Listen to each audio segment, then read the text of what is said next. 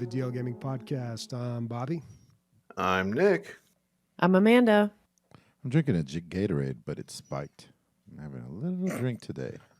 I'm having a wine, dude. Ooh, I'm nice. having a Italian cab. Oh. I mean, I think that's what it is. I like cab. Cab's my favorite dark one. How you guys doing? How was your weekends? Pretty good. So I probably won't be on the show that often for the foreseeable future. Probably once or twice a month, only because we're moving. Like we're actually listing our house and selling it. Like moving states, right? Yeah, we're moving to Texas, so get the fuck out of here. So yeah, then along the lines of just getting everything straight and getting all paperwork and like cleaned up and getting the house ready to show, like it's gonna be pretty busy. So A ton of work. Dude. yeah. So yeah, I just want to get that out of the way. But played a lot of games in the last couple weeks. I'm only gonna be talking about two of them specifically because most of the shit I played is shit that you've heard me talk about before. But did you guys have a good weekend? Super Bowl's going on right now. Yeah, is it right now? It's right now. I don't even know who's fucking playing, dude. I zero see. entrance. It's the Philadelphia Eagles versus the Kansas City Chiefs. Yeah. One team's always like a bird, and the other one's like, I don't know. There's a lot of bird teams in mammal. football. A mammal.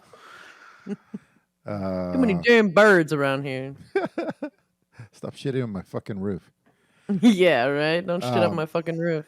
The only thing I do for Super Bowl usually is like the next day I'll watch the recap of all the best advertisements. And that's pretty much it. God, I don't even care about that anymore. Oh, they're good, dude. It's good entertainment at the very least. Like, I'll watch the top 5 or whatever. Mm-hmm. Me and Leslie literally just watched the halftime show, and I'm like, all right, I'm going in the office now to prepare for the podcast. We can stop now. So you get Sports ball. Isn't that crazy? None of us are into football. I guess we know what we're into, and it's video games. I love fucking football. Oh my god, don't get me started. The way they throw that pigskin around on the field. Jesus Christ, here we go. I do America, really love, am I right? like, I do really love going to games. I think it's very fun, and it's certainly a cool vibe to kind of like see how everybody's doing in terms of like how different cities are. Like when I went and saw the 49ers, like that was a totally different experience of the crowd than like you would get in Philadelphia. So like I think it's kind of cool to check that shit out, but otherwise I'd rather be playing video games, which, you know, that's what this podcast is. So like leading right into it, we've got on the radar, which are games that have come to our attention, but you know, ones that we hopefully put a little bit of some time in. Did you guys do any of the Next Fest demos? Check any of those out? Both Technically, yeah. Both of mine are from Next Fest, so I touched Nice. it. Yeah. So Next Fest is going on right now, and it's going on until tomorrow. So if you're listening to this and just found out about it, it is done for. Sorry, but it is going on today if you're watching Twitch, and it's going on tomorrow. So check it out. It's a whole bunch of demos, and it's cool. I played this one called Amanda the Adventurer because yes. That's me, but I am not Amanda in this video game. And so Amanda the Adventurer is this like kind of scary, spoopy, I guess, but like kind of scary horror 90s puzzle game. And so it starts off with a little girl and a sheep, and she's like teaching you how to bake an apple pie, like an instructional video on a VHS. And so you have to interact with the world and kind of follow their clues and stuff. I don't really think they gave us much for like how this game actually is and how it's going to be played besides like figuring out these puzzles, but they just kind of have you do like the very first or second like VHS of how to get it. And so you kind of complete these puzzles to get the next VHS to watch it and see what you need to do, which I think is kind of interesting. But at the end, they have like a little creepy twist, and I don't want to spoil it because it takes like 2 minutes. Get the fucking demo. Try this shit out. It's interesting. Is it something you think you'll pick up, Dave? It's definitely strange. It's strange. So you know me, man. I'm a sucker for the strange shit. So like I feel like I will pick this up. Part of me wishes it was in VR because like anytime I've got to like open up oven doors and things like that, I would rather that be in VR. But this is a scary game, so I definitely do not want it in VR. So She doesn't I always don't open know. oven doors, but when she does, she likes to do it in virtual reality. Yes, I wanna, really feel like I'm walking through in a dreamland with VR instead of like trying to escape from some horror shit. So if there's any kind of awesome way that I can hack any of my dreams, I definitely want to do that. And that's kind of like, Bobby, tell me about Dreamhack. Dreamhack is coming to San Diego. I mentioned this last week or maybe the week before, and I bought my ticket. I'm going on April 8th. I will be there probably all day. It starts at 10 a.m. and it goes till 1 a.m. It's a long day, but there's going to be esports, Rocket League, and a bunch of fighting game tournaments. And apparently, you could just sign up for the fighting game tournaments. It's not like an invitational. I might as well. You just open signups. Yeah, like you just get That's in crazy. there, man. And here's what's really strange. Christian, if you navigate around the site, maybe you can find this, but it'll show you the prize pools for the different fighting games. And the highest prize pool is Brawlhalla, single and then doubles. And the lowest ones Wow. are like Super Smash Bros. Just like all the other ones are like $1,000, I think. So I wonder if that has a little bit like, okay, so Brawlhalla is a little more indie. This is kind of like it's not a giant convention, so I think maybe they dropped the most money. it's a big convention. I wonder. It's kind of a why big then. deal. 70,000. Well, there's two. It's doubles is yeah. 35,000, singles is 35,000. But Still. the next highest is Super Smash Bros. And the prize pool is 5,000, and then it goes Jeez. down to like 1,000. Yeah, that's the developer putting money in to get their name out there, which is good. It is a good way of doing it. Yeah. So looking forward to catch a lot of that. They're also going to have an open gaming area where you can just play whatever. I'm telling everybody about this, so hopefully we get a group of people going, and it'll be at the convention center, which is like right in the heart of downtown, kind of by Seaport Village. There's just a ton of stuff to do, great places to eat. It's a good part of town. And the ticket was, so you can look up a lot of the content creators that are going to this or were invited to this and are like, I don't know, presenting or doing something there. They've got a lot of discount promo codes. So I just like Googled, Dreamhack San Diego promo code. I found like 15% off real easily. So you can shave off a little bit of the price of the ticket. So I ended up paying like $40 for a 1-day pass on Saturday. That's pretty good. And they've got a family pass. If you go with someone under 13 years old, you can get like one adult and one kid for I think $70. So bring the kids. Cool. Nice. I think I'll join you, like I said last week. Yeah, April 8th. Yeah, I is made the date. suggestion of you holding the camera. Yeah. Yeah. Can Bobby's you not gonna film be- in there? They have something on their gotta webpage about imagine. what you can film. You could probably get a press pass or something. Yeah, I don't think it'd be that hard, and I'm sure like they expect a lot of people to be filming content there. For Comic-Con every year, I'm like, let's see what is involved in getting a press pass. I click on it and it says name. I'm like, oof, too much work. I can't be bothered. I with can't all- fill this out. with all of this. Let me go pay my $120. So dumb. Yep. Um, A game. so that, System Shock, huh? That's a game that hasn't been mentioned in a long ass time. Is it the remake? I'm guessing. Is that what it feels like when they step on your segues? Yeah. I was gonna say DreamHack is not like a game. It's like a game that has hacking in it, and it's System Shock. This is a reboot, right? This is an old game, like a really old game. System Shock? Yeah. Okay, so this is a reboot, and the demo is pretty long. I played it at least hour and a half, I think, and I didn't get to the end. I was playing pretty slow. I had things going on, but so it is a first-person shooter RPG, I would say.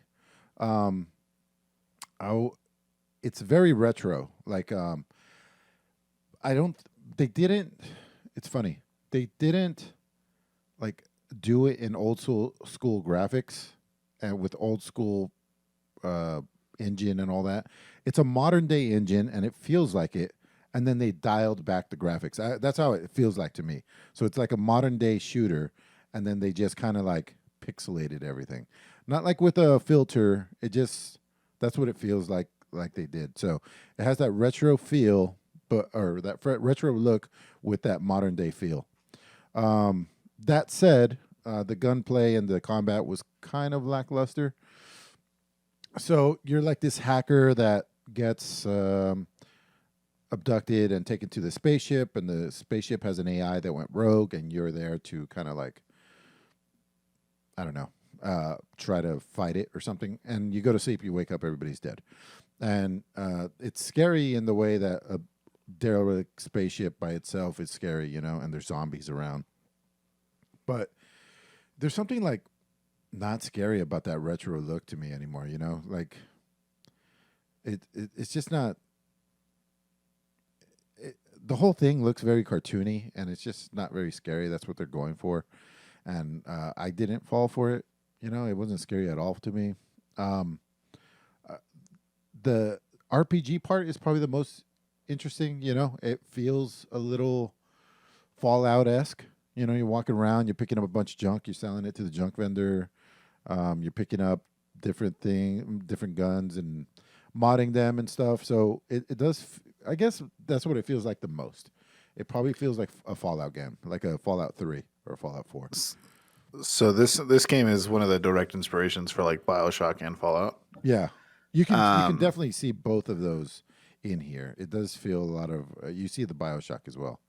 So even the original version of the game, right, like the really, really old one, is so complex that by the end of the game, you're like doing all these different types of like, you know, rock, paper, scissors combos to be able to defeat enemies and things like that.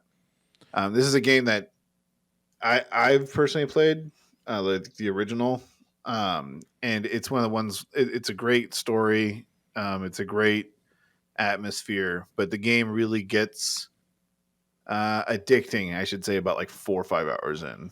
Yeah, I would imagine. As bad as that sounds, because of the complexity and what you're doing with combos and all that stuff, I would imagine. Exactly, Yeah. and then you also like you can just play a certain play style as much as you want, and really turn that play style on its head if you get like new weapons or new mods and things like that.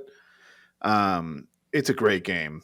I would suggest that if you could, like when the actual full release comes out, that you like family share with somebody that does own it, because like I said, it's one of the main inspirations for Fallout and and BioShock. Are you interested in it, Nick? Are you enough to play the demo at least? I mean, I'll play the demo, but probably. I mean, it's done tomorrow, right? Well, some of the demos persist and some don't, so I don't know if this one will. I will say the hacking portion. Do you remember this, Nick? The hacking portion of the game being like a first-person shooter, a completely different first-person shooter. Yes, you're in like the virtual world. Yeah. So Yeah. it is so strange. It's a digital psychedelic trip. That's how crazy the hacking portion is. It's a game where you have what do you call it, Bobby? When you can go in any direction, like fly in any 6 direction. DOF, 6 degrees of freedom. Yeah, 6 degrees of freedom. And so you feel kind of like a spaceship going through. It's still first person, but man, the colors and the sounds, it's all digitized, and it's very strange and appealing visually, but I can't say that it was fun, unfortunately. Cool to look at. I don't know. I do believe, Nick, though. I do believe that like it's all set up for this to get deeper and deeper and deeper. And there's probably some tech in mixing your abilities and your weapons and stuff. But I didn't get that far, obviously. What ends up happening is that you end up having to use different weapons for different enemy types, and the enemy types just become so vast that you end up having like to adapt and kind of suffer through some of them, or just become this like keyboard god and adjust that you need to. I think it's a little more streamlined. I think they probably took away the. It sounds like you were using hotkeys and stuff like that. It's kind of it's streamlined. Although the HUD is very busy. The HUD takes up like you can see. It's one of those opaque ones. No, not opaque. It's translucent. You can see right through it, but it is. I don't know. It's taking up your whole screen. If anyone if anyone wants a really good video essay about not only the original System Shock but the new one that's coming out, is Mandalore Gaming. He does I think a whole hour long special on System Shock and System Shock 2, and they're both really good watches. They go over all kinds of shit, not just the game itself, but like the production and what came after and what it directly influenced and the people that accredit it and things like that. So it's pretty cool. Yeah, it seems like it's close to your heart, but not your atomic heart. Oh, jeez. So Atomic Heart, you guys have heard me talk about this before, and there's a little bit of drama that has surfaced after the release party that they had. I'm not going to say don't buy this game. I'm just going to say some of the things that may dissuade you from buying it if you're a certain kind of person. It was discovered that a lot of the money that's coming for this game is coming directly from the Russian government and Russian government subsidiaries, as well as the production company used to work for Russian security companies, as well as the data gathering from the game itself with the NDA that you sign and the user agreement that you sign is one of the most aggressive that you can ever sign. It gives away your physical address as well as your phone number and everything else that you provide. It gathers background data about your computer or your PS or whatever you're playing it on. They're breaking multiple international laws with sexualizing characters and inanimate objects and things like that. Which is all, for some people that's not a problem. For some others, it is. For those who don't know what this game is, it's about the Soviet Union essentially accelerating after the World War II, and in the 50s they essentially get to the point where they have like fully automated robots and all these like essentially infinite energy. They achieve cold nuclear fusion. And this essentially allows them to, develop telekinesis using machines and things like that. So it's not necessarily the newest thing in the box, but it is like the newest version of it. Like the production company that made the game when they had their release party got kind of looked at in a lot of weird ways. The ultimate analogy that I can say that was said on the internet is like, imagine if Wolfenstein threw a Nazi themed party, because what they did is they just threw completely a Soviet Union themed party, and like praising it and things like that.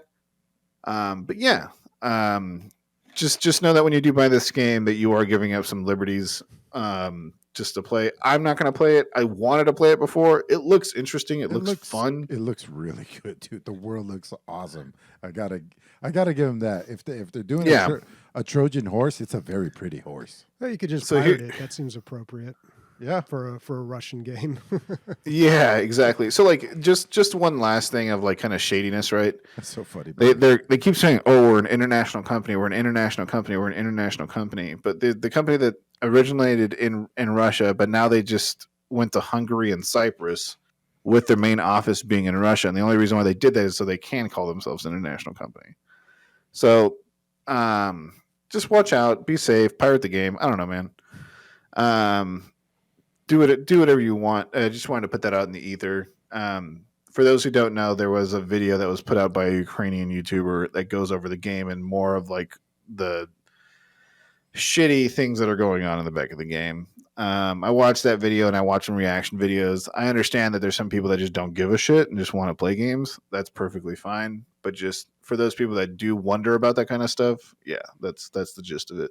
Dude, people download TikTok onto their phones, and that is the most aggressive EULA. It's supposed to be fucking banned, dude. Of all time. It's so aggressive, and people don't care. So, yeah, the U.S. government's about to ban TikTok probably in the next like 2-3 months. Yeah, dude. The one thing that I can never forget is like the EULA for TikTok asks for permission for things that are on your Wi-Fi networks that don't have TikTok installed.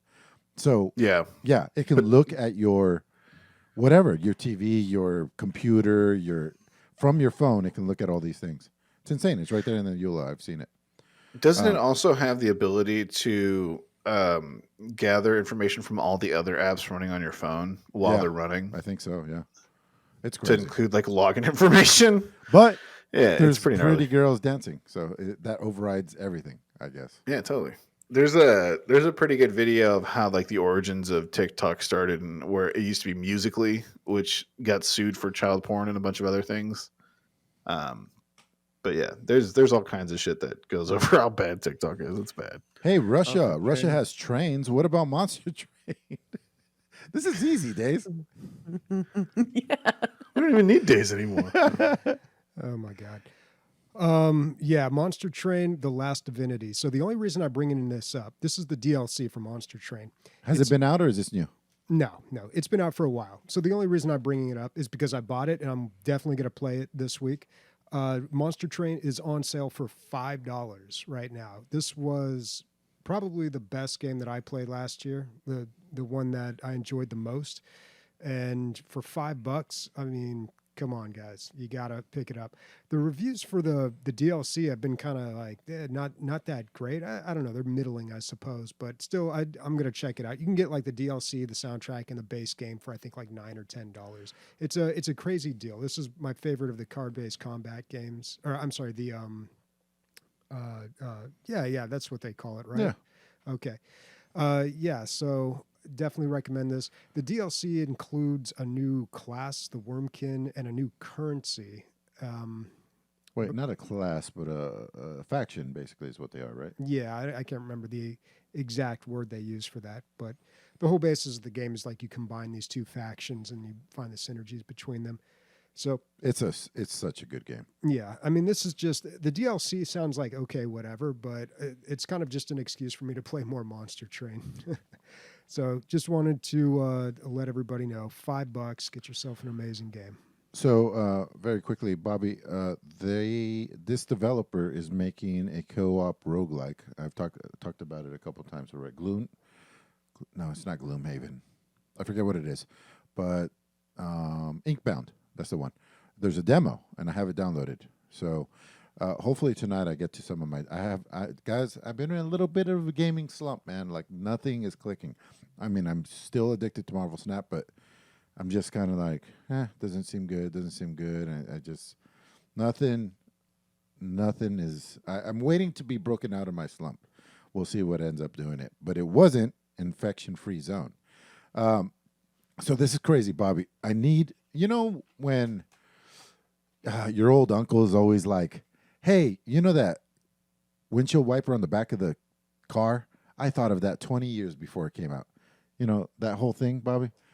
I need you to be able to remember me having this idea for this game. So I talked about it a few times. And I'm not saying I'm a genius. What I am saying is I have a gaming podcast and I talk about a lot of bullshit. And eventually I'm going to guess right. It's kind of like The Simpsons. There's a whole sizzle reel about like every time that The Simpsons was right predicting things. Like if you throw enough pasta at the wall, some of it's going to stick. So the last one was the knockout game by Smite, right? Mm-hmm. I predicted that one. And then this one, Infection-Free Zone, weird name, is a zombie survival game that's kind of like a city builder, but it takes geodata from satellites, and then you start in real cities anywhere you want. So you could start in your own neighborhood. And that's all I ever... Do you remember? I was talking, take Google information, and you could start the zombie apocalypse from your house. Do you remember me talking about this, Bobby? Mm-hmm. Oh, yeah, I do. All right, thank God. All right, cool. Because I told Sam that, and Sam's like, you're starting to sound like my dad. He thought he invented Red Bull 30 years ago. But anyway, turns out it's not as fun as I thought it was going to be, unfortunately. It could be just I got to play it more. But it's more of a resource management game, a little less on the action, at least so far. Who knows? I played it for not even a full hour, But yeah, it's a lot of like farming and gathering resources and not a whole lot of zombie killing. You have a daytime phase where you go out and you gather resources, and a nighttime phase where you defend against hordes of zombies. So, yeah, there's not like combat in the way that I would think was fun combat. You know what I mean? Like moving my troops and or turn-based tactics. It's kind of more like, it feels more like, as long as you have the right defenses in place, you're going to survive the night, and then you get to go scavenge and build more, which I don't like scavenging and building, so unfortunately, I don't think I'm going to play this wish anymore. list. I was gonna say this This looks is good right to up. me. This is right up Christian's alley. Like, chopping down trees, sending people to chop trees. That's step one of my. Managing Making people do game? manual labor. Yeah. That's me. It's fun. Is this a looks demo? awesome. It's a demo, yeah. Is there a demo out right now? Okay, cool.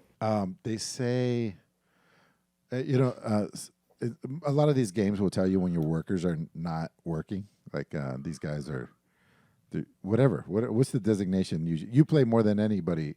They're Chris. idle, Emilio. They're idle. No, here they're unemployed, dude. I thought it was, I don't know. I just thought it was a funny turn of phrase, dude. They're like, you have a lot. She tells you too on the radio. There's a significant amount of voice acting in this game, surprisingly. But yeah, I was like, dude, how dope would it be to start from your own fucking neighborhood? That is so cool. And then I imagine, like the Costco would be a source of like food and stuff, but I don't know. Yeah, I think it's cool. Maybe. You know, it's interesting though that you bring up that like whenever your people are standing there idle, like they're unemployed. I saw that recently in the other game that I played, which was Fabledom. That was the other demo that I played a bit of. Also kind of like a nice little cute city builder. And it's just set in like a fairy tale world, and it's a very laid back, like chill kind of city builder. I thought it was beautiful. But they did the same thing too, where like if you weren't assigned or working in anything, it was just like you're unemployed. And they even gave you like an unemployed rate or like percentage of unemployment in your neighborhood, in your kingdom, which was That's kind of funny. fun.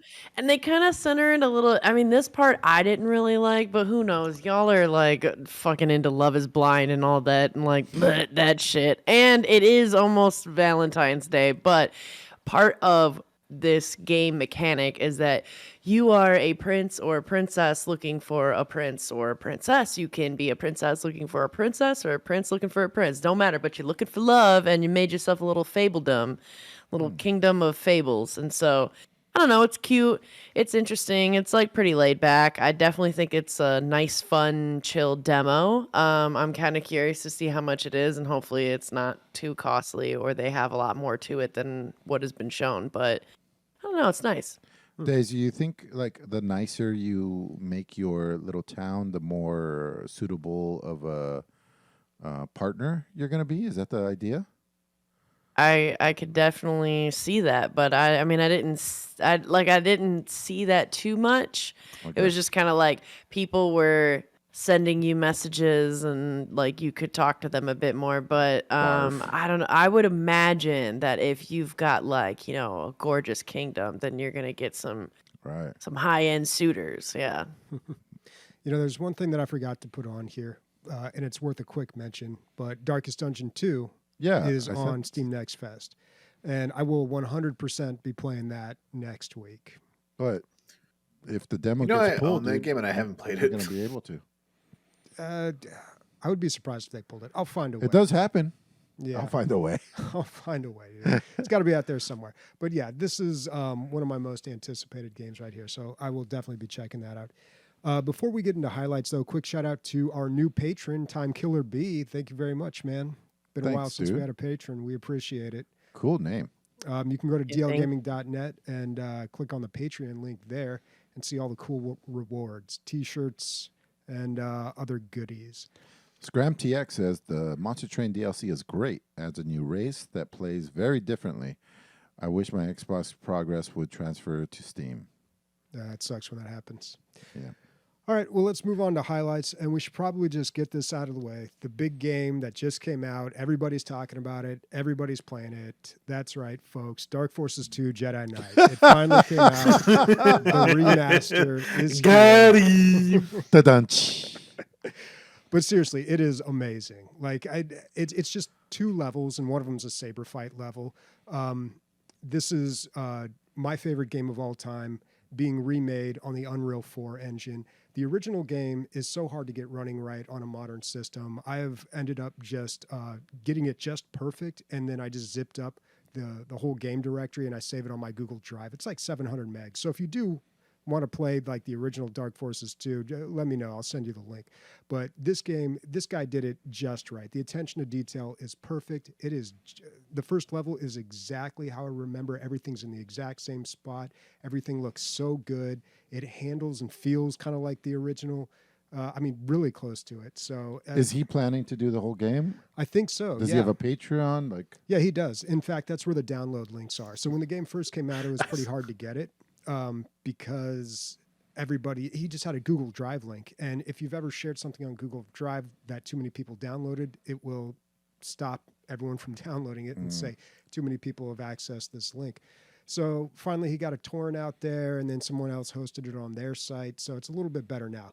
But I definitely recommend it. I mean, it's just play the first level. It's incredible, man. He did such a good job. now, Bobby, do you have to be a patron in order to have access to the game? No. No, you can just download it without being a patron. Okay, so this is incredible. The guy's doing amazing work. Are you going to give him the $3 a month? I don't know. Jesus I Christ, I Bobby. could not get water from this rock, guys. I could not do it. Like, I don't know what. If it wasn't this, I don't know what's going to break the guy. I don't know what. I guess if he keeps it free, there's no licensing issues. But if he were to try to sell this, there would probably be, like I'm sure LucasArts or Disney would have an issue. But not with just that. I mean, you want the guy to not have to go to work so he can get this fucking thing done. Right? Yeah, definitely. I've never. Oh no, I've done that on Patreon before. I've never done a Kickstarter before. I don't even know how to do that. Neither. I don't think I've done a Kickstarter. Okay. The part about Kickstarter I don't get is how do people how does one, I guess one just goes to Kickstarter and starts looking for cool shit? Is that what people do?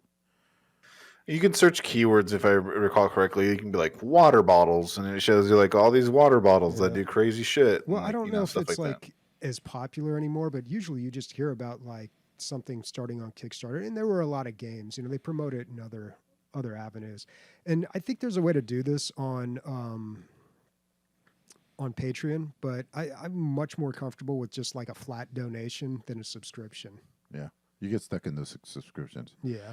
But for you guys, you sign up on our Patreon because they are awesome. You get so much. We packed our $5 tier, guys. Yeah.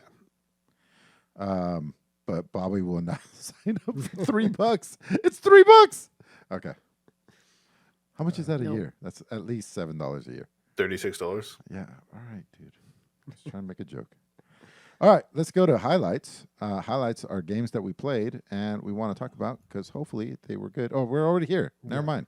Yeah, where the fuck you been, man? The misdirection that Bobby was trying to do was actually Hogwarts Legacy, and I've already heard everything because she texts us every day, all day about how much she likes this game.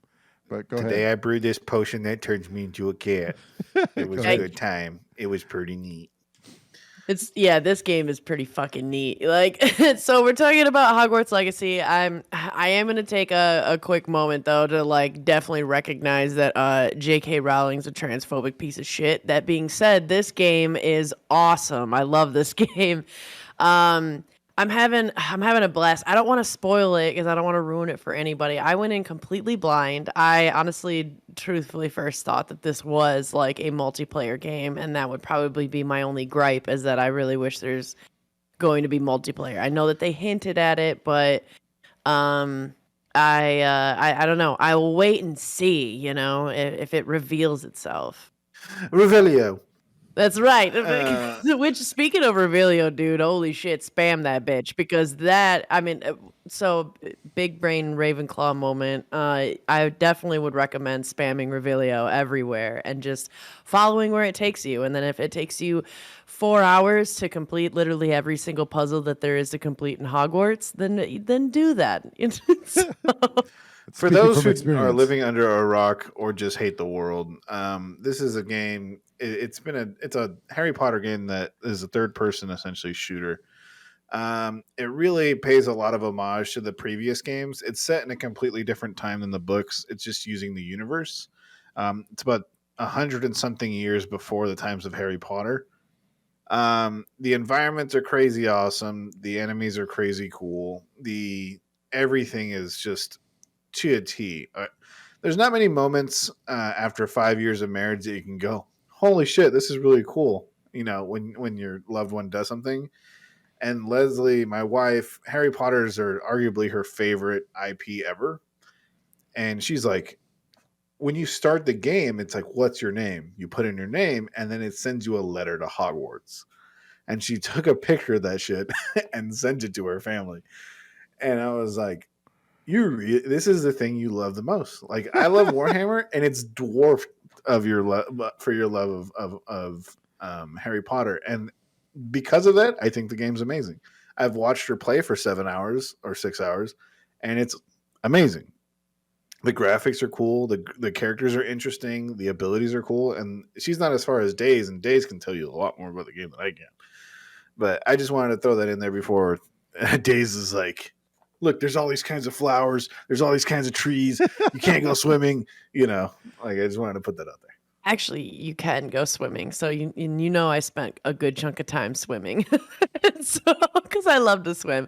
But I think that because I played a few of the Harry Potter games, and the Chamber of Secrets used to be one of my favorites. There was one of them back in the day where you would like trace the actual movements for the spell, and they kind of bring that back with some of the spell learning and things like that. And just the game is so incredibly dynamic and I think designed. I definitely think that you can tell that they've spent a lot of time and effort and money into making this game, because I am 42 hours in playing it, and there's still brand new shit, and there's still new things that I'm learning constantly. It's only been out for 44 hours, so that's incredible.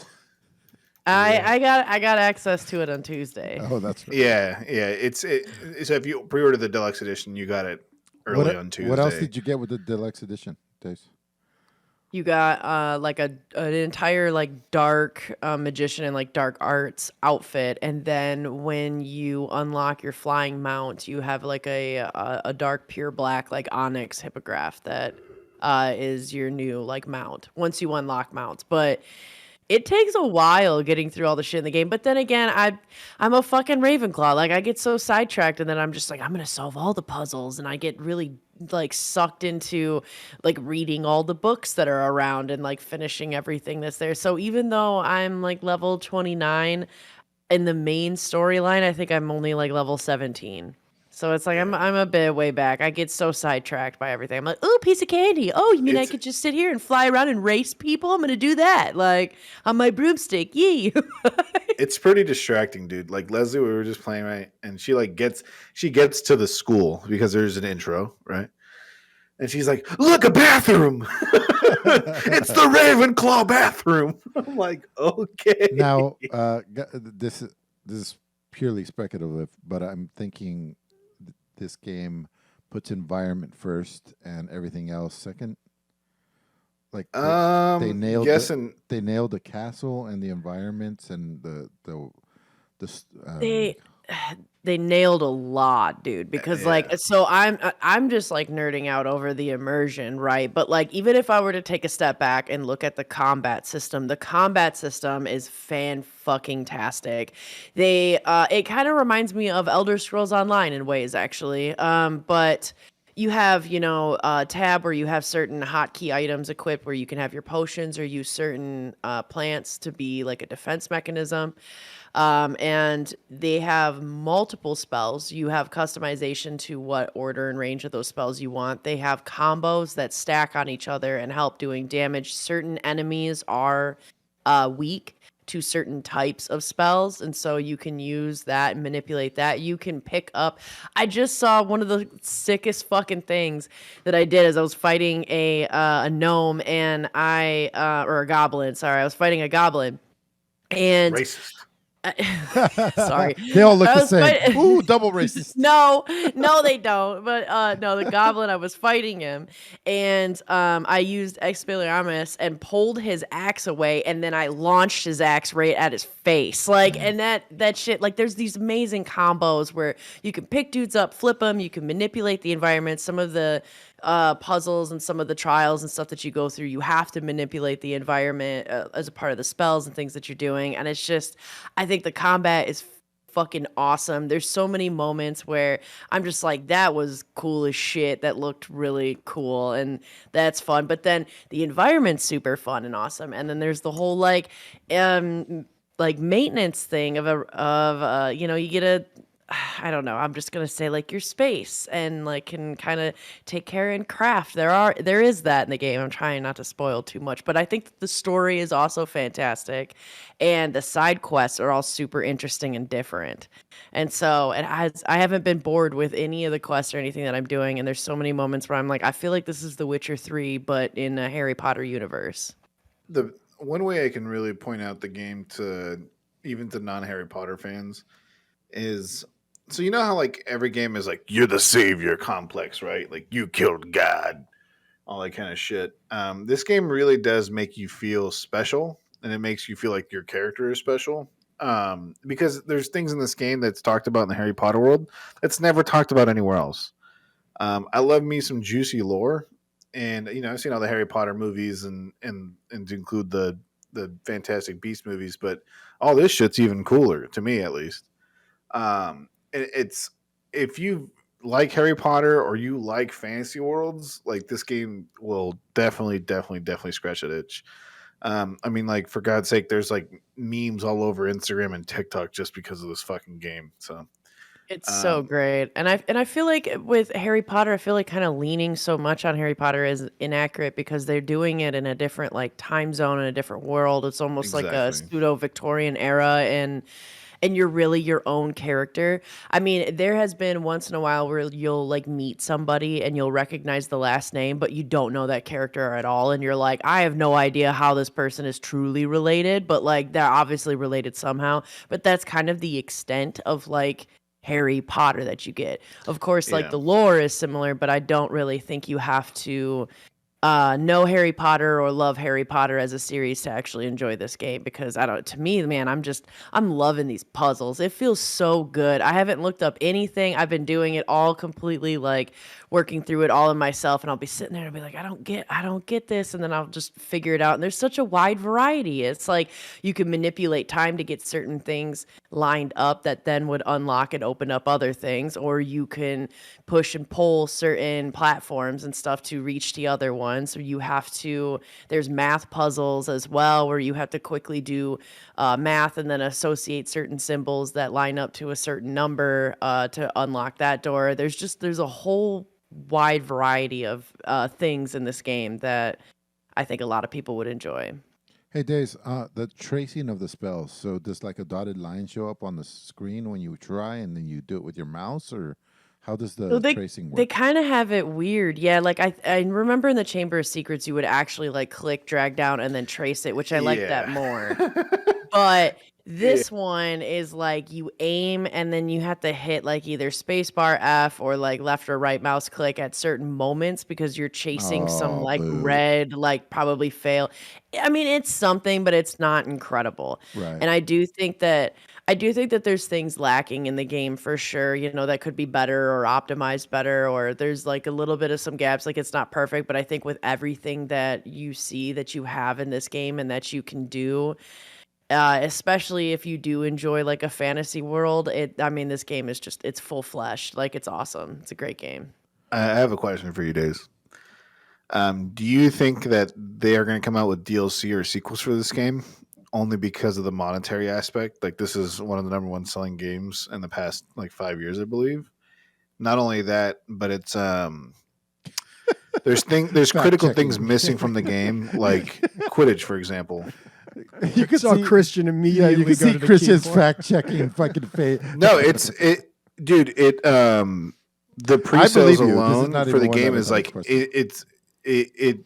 it's insane. Like just the registration to link your account to your Hogwarts account just crashed all the servers. Like it something like, I can't remember the stat, but I saw it on the Google News thing, like the news feed. Like there was almost as many pre-orders as there are people that bought the game normally. Like is almost as many people that bought the deluxe edition just to play it early than they did normally, and which is not normal at all. Like not many people like either can't afford the deluxe edition or want to buy the deluxe edition.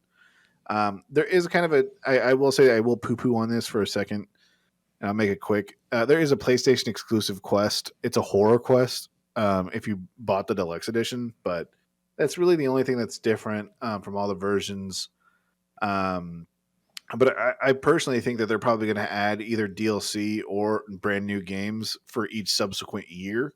So you start off as a 5th year, and like the Hogwarts goes to 7 years, and you end school at 17.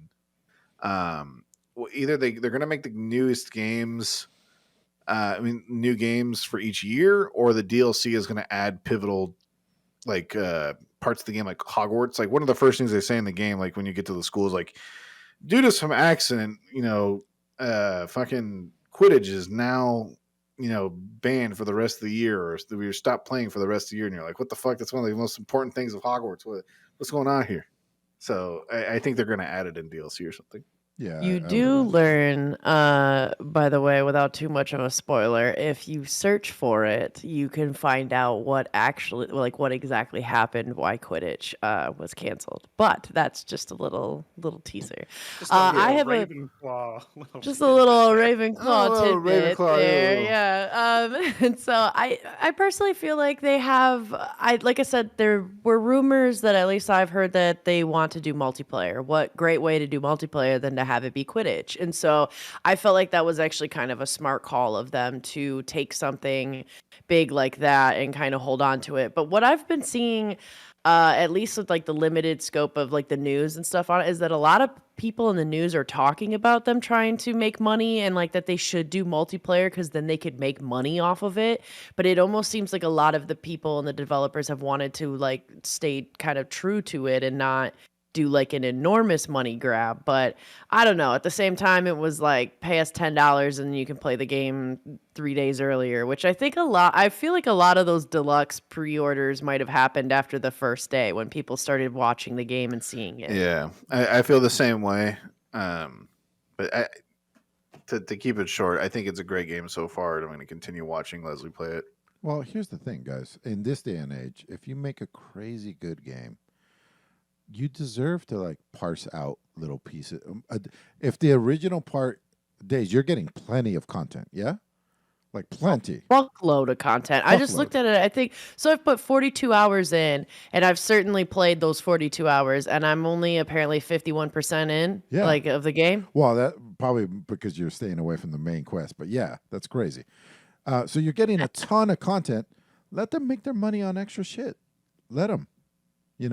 We still are getting games for $60 or $70, which is severely underpriced compared to how much money goes into something like this with all the voice acting and stuff. So let them. If you're doing it right and you're doing good quality, let them. I didn't even mention that. I actually think the voice acting in this has been pretty great too, and pretty diverse. I haven't been catching too many of like the same voice. Scram TX is talking about how good the combat is, and I've heard this other places. Shout out to AGC. Shout out to his little podcast and his little YouTube channel because he needs it. But in that video, he was talking about when he turned up the difficulty, it wasn't just more health and more damage from the bad guys. The bad guys were actually doing more evasive maneuvers and duck and cover and stuff like that. So what difficulty are you on, and did you have to adjust, Dave? I am on normal, and I was finding it to be like really easy, but it's also like, yeah, of course, because I was like 10 levels higher every time I go back to right. the quest. And so there's been some quests though where like it is a lot more difficult or the enemies are more difficult. And I think that I'm trying to move through the main quest today and tonight. And so like it's going to catch up with me, I think, because I was just sitting there being like, man, I'm having an easy time. I should just change it to hard. But you can change it like in the middle of playing. You just have to go into your settings and then you can adjust the difficulty. So Yeah. it's late on Sunday. When do you start work? A week from now. I Okay, so have. you're gonna finish this easily.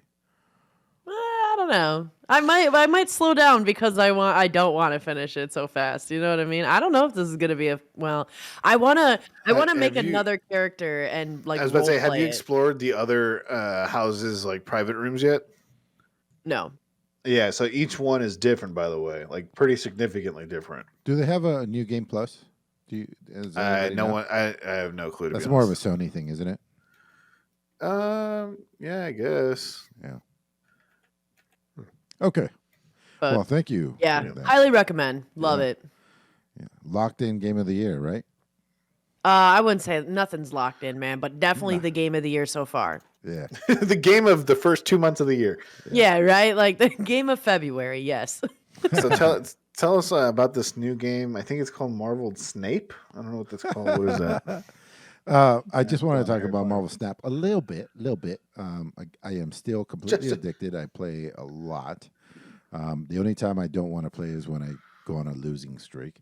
But anyway, multiplayer was matching your friends, challenging your friends was introduced. We talked about it a little bit last week. But yeah, you get a friend code. I feel like it's in beta. I finally did it, and that's why I'm going to talk about it. What's great is, it sucks having to send a friend code, making a room, him punch it in, and then you guys play. It sucks. What's good is you're locked in there for a certain amount of games. Now you can't complete quests, and none of that XP goes towards your XP. Like I've said many times, what makes this game so good is you're betting your XP. The only way to level up is to bet your XP and double it up. That's the only way to level up, and it's crazy because you're putting your level on the line every time you play, which I find infinitely fascinating. But once you go into and playing your game, obviously people would game the system, and if you could get XP in there, then so how do you make it fun?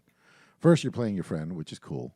Secondly, they made a mini.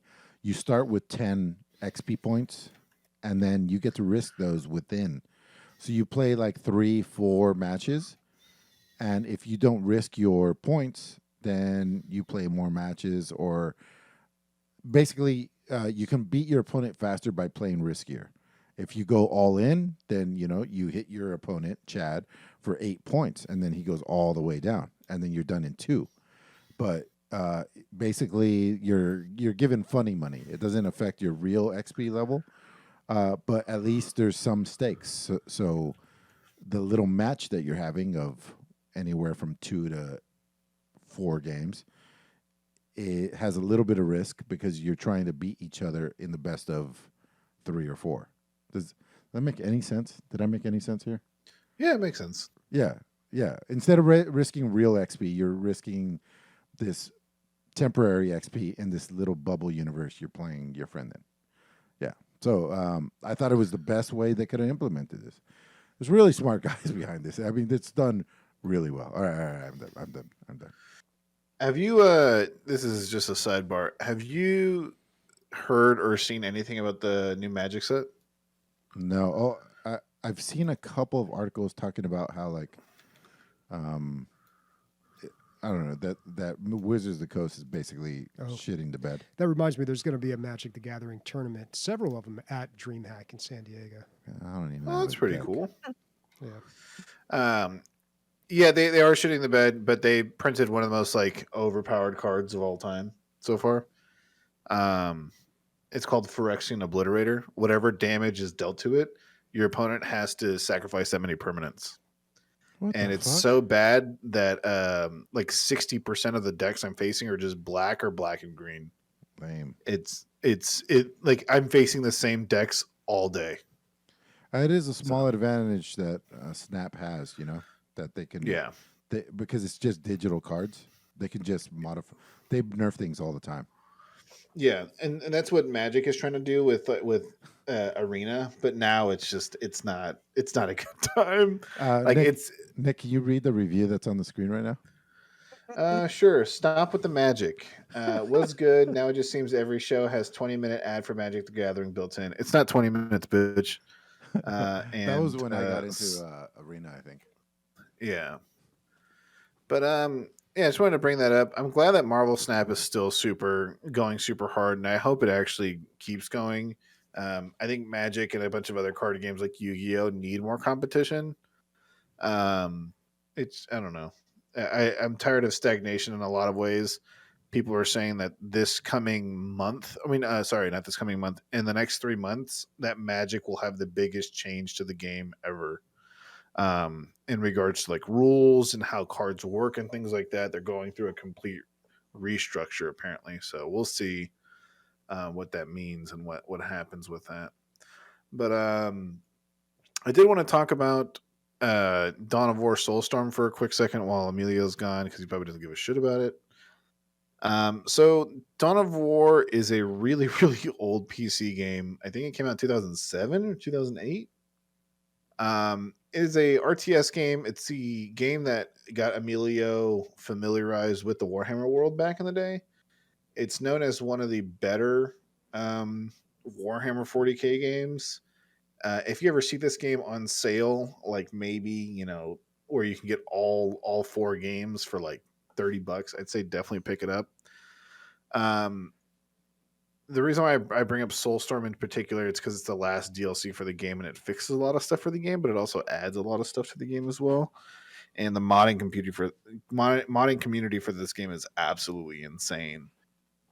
For example, I tried adding the mod that everyone that plays this game still plays, and it's called Unity mod. And it introduces like 7 new races and like over 300 new units. And not only just new units for those new races, but new units for older races. And new units that don't even exist on like the plastic models that are in like my cabinet right here for those factions. Like there are units that exist in the lore that have never been seen. And these dudes have worked on it and like really made it to shine. What I will say, it's a pain in the ass to fucking install. When it does work, it's a great time. So both the game, with the mod and without the mod is both absolutely a great game. I think there's a total of 7 campaigns, each range from like 8 to 15 missions. So if you like RTSs and you want to kind of change the flavor of what you're playing, check out Dawn of War Soulstorm. It's pretty fun. It's not too complicated. There's only 2 resources, so it's not like melt your brain kind of level thinking. And it's all about unit cohesion.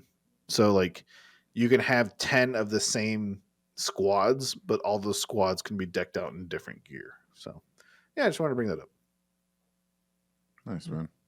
Did you I remember you said it was a really hard install. Did you get it done in the first try?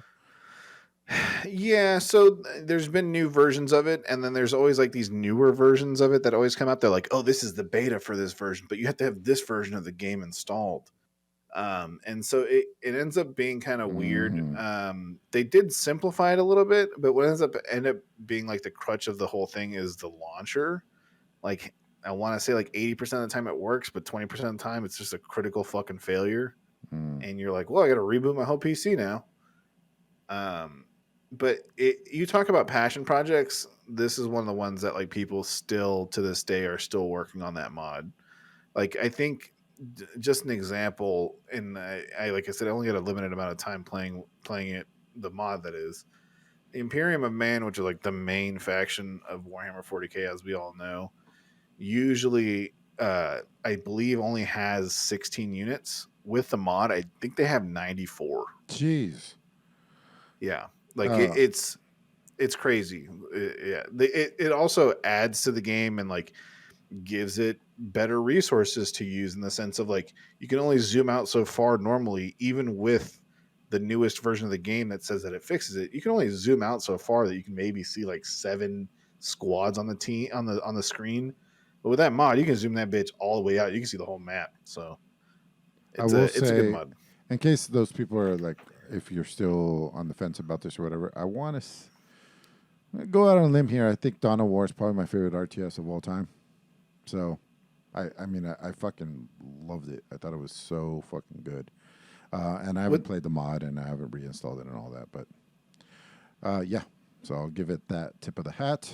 What's up with Daikatana? How's that popping up again? Hell yeah.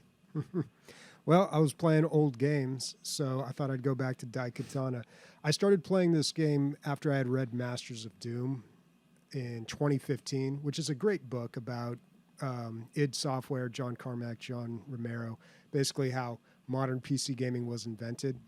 And for those of you who are old enough, you probably remember Daikatana. It came out in 2000, and it was a huge flop. Just it was in development hell. It was in development forever, 3 whole years, and then when it finally came out, it was very disappointing. The marketing was all like a little weird. Very famously, there was a poster that said John Romero's about to make you his bitch, and everyone was just like, even for like 1999, everyone was like, that's a little too edgy. But yeah, the game tried to do a lot of cool stuff like this buddy system. You had these AI companions, and those were incredibly bugged. It had this really difficult save system. You had to collect save crystals in order to save the game, which nobody liked. And it starts off with a 5-minute cutscene that is just super boring. So yeah, the game, the story was just pretty bad. And what it tried to do was it tried to introduce an RPG element into the first-person shooter, so you level up by killing enemies, and you can spend talent points in different areas.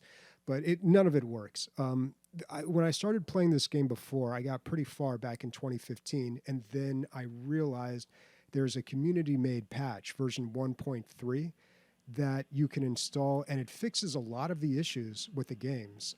It improves the graphics, obviously, the audio. It fixes the AI with the companions. It lets you save whenever you want. But when you switch to this, it wipes out your old save. So I never checked it out with version 1.3 until now, and I'm starting fresh going through the game again. It's been long enough that I can stomach the beginning again. But yeah, it's still not a very great game, but I am kind of fascinated by it. So if you're familiar with, first of all, if you haven't read Masters of Doom, you got to read that book. It's incredible. But John Carmack, John Romero, and there are like 2 other people part of id Software. They started id Software, Doom, Doom 2, Quake, just invented the modern first-person shooter, and then basically like everybody took their engine and built off of it to make all the games we know and love now, like Half-Life. John Romero and Tom Hall, who was like the story creative guy on id Software, they left and formed Ion Storm. But Ion Storm kind of split. I'm giving a little bit of a gaming history lesson here. Ion Storm split into Dallas and Austin. And Dallas was the one that worked on Daikatana. It took forever. Typical like .com boom bullshit. They bought super expensive offices, super lavish, spent all this money, and then just failed to deliver a good product. Meanwhile, Ion Storm in Austin, headed by Warren Spector, ends up making Deus Ex, which is actually a really, really good game. I don't know if anyone's ever played that one, but that was very much like System Shock, one of those games that really merged first-person shooters and RPGs together very well. I got Deus Ex for free when I bought a video card, like, I don't know, in the early 2000s. And I remember playing it and finding it very difficult, but really enjoying it. It was the first time I ever played a game where I was just like, I can just walk anywhere. I can interact with this cup over here. Like, it was just, back then it was kind of a big deal. But it is kind of crazy that you can trace back a lot of lineages from games directly back to what you're talking about. Yeah, I mean, pretty much everything. Yeah. But yeah, Deus Ex was a great game, and that went on to spawn a bunch of sequels, which were not so great. Well, except the recent ones were pretty good, right? Yeah. Mankind, Evolution. Yeah. Yeah. So yeah, I've been playing Daikatana. I also played a little bit of Quake, and apparently they've redone Quake. I didn't realize this happened. They've redone Quake, I believe, in the Unreal Engine. You can play the whole game like that, and it looks beautiful. Oh, wow. Yeah, it's great. Kind of like what they're doing with Jedi Knight, but it's all done So that was a pleasant surprise. Was Quake's an actually good game? That's why. Yeah, I mean, Quake 2. Just kidding, dude. I mean, Jesus Christ. I'm trying to shit on your taste. I've never played it. I don't know. Maybe if mean, that game came out, you know what? I'm gonna throw on the Patreon just so I can play this game, and then I'll see if it's the greatest game. What game? Jedi Knight. Oh, you don't have to subscribe to the Patreon for that. You can just But I want the whole game before I Oh, play it. I don't want 2 levels. But you suggested I do play the first 2 levels. Yeah, the first level's great. It's such a well-designed level. But yeah, I was thinking about it, and I mean, Quake was really popular for the multiplayer, but I also really enjoyed the single player of it. And I think Quake 2 is the best one.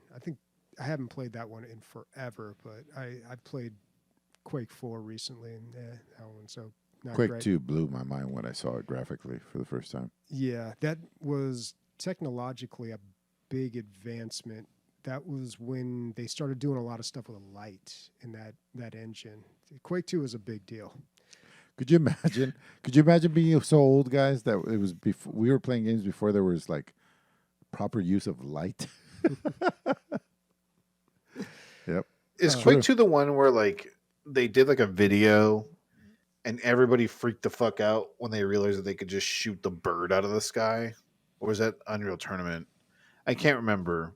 But I know it was like in that period of time where like environments weren't that interactive, and just being able to shoot the bird out of the sky was like seen as like technologically insane.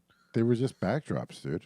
That's all it was. For the most part, you couldn't interact with any of that shit. Now we take it all for granted. Oh yeah, it's like Back in my day. It's always so weird to me that like nowadays, like for example, when you play Fallout, that you can just pick up almost everything that you see, right?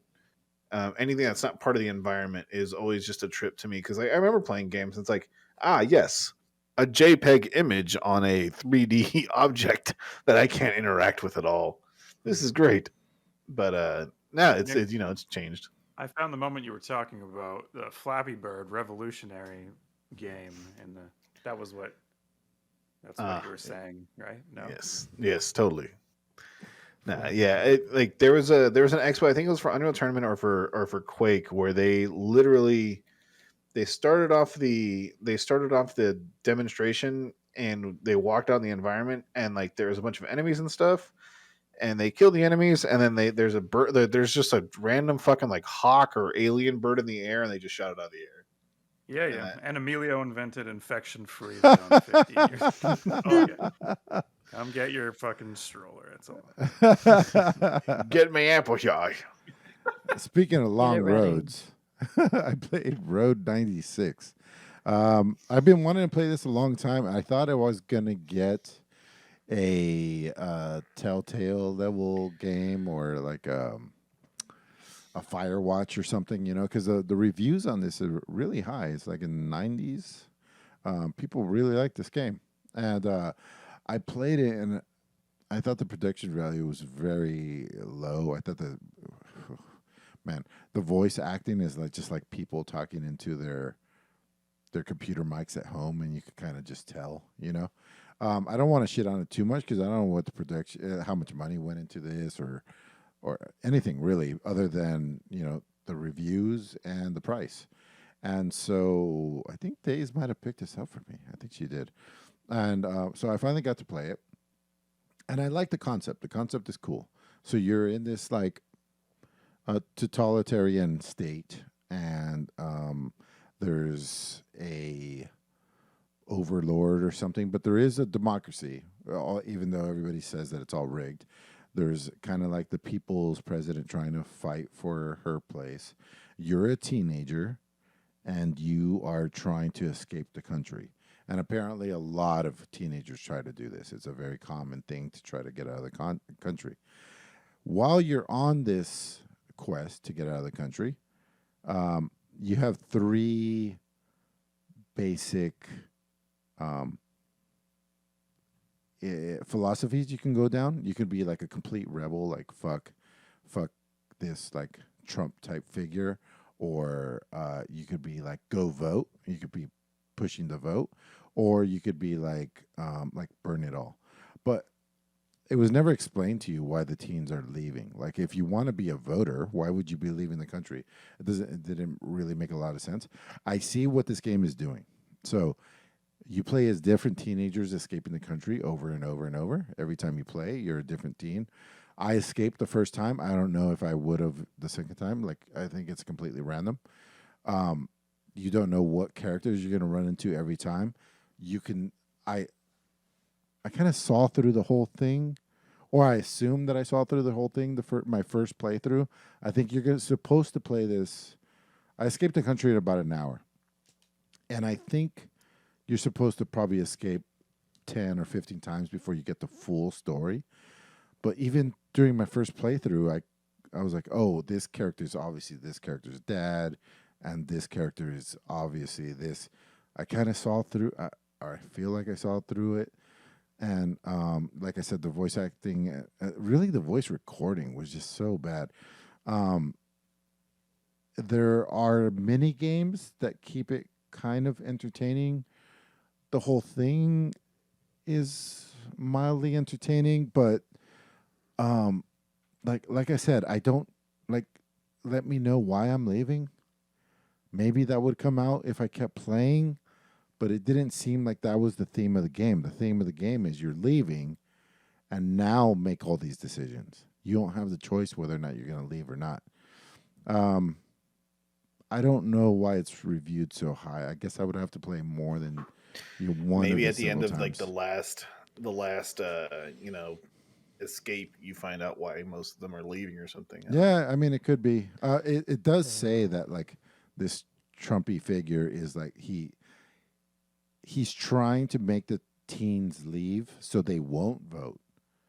But like, if I'm pushing the vote and I choose that route, like vote, even graffitiing, vote everywhere, why would I still leave? It doesn't make any sense. Maybe it's better than I'm giving credit to. I only escaped once out of the 10 that you're supposed to.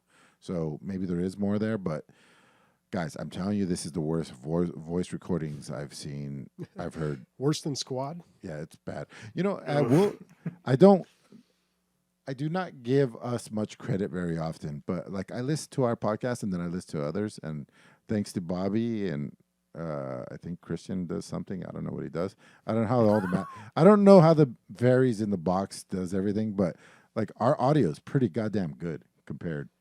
I think so. Yeah, especially for having remote people. Good hardware helps as well. You guys have a decent amount of setup. Yeah, that all came from one thirsty boy. Yeah. Well, so Road 96 is on Game Pass. I played it a little bit like a few months ago, I think, and I agree. I remember the voice acting just being like, don't really like it. All I remember though is that like, yeah, you are a runaway, and I could have sworn that it's like illegal, so you're like fleeing or something. But I don't remember it being incredibly clear of like why you're leaving either. So yeah, I don't know. I thought the game was meh. Yeah, I agree. And again, maybe we have to put in 3-4 hours before we get it. But I could have sworn I saw right through everything. Sam hates watching anything with me because I like reveal plot lines before they're revealed a lot of the time, you know. And she's like, how do you know? Stop. Although she doesn't mind me spoiling it, but she hates that I'm guessing it right all the time. I got that from my mom. She's always looking right through plot lines and stuff, and I'm like, okay, this is all pretty fucking obvious. But anyway, you should check out Immortality then. I wonder if you'd be able to see right through that.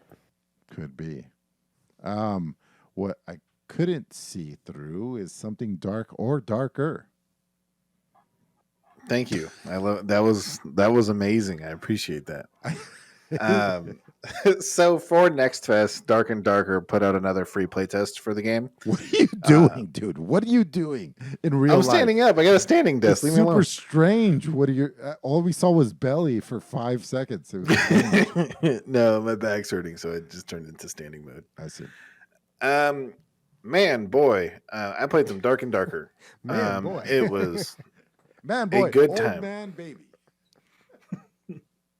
It was honestly a great time.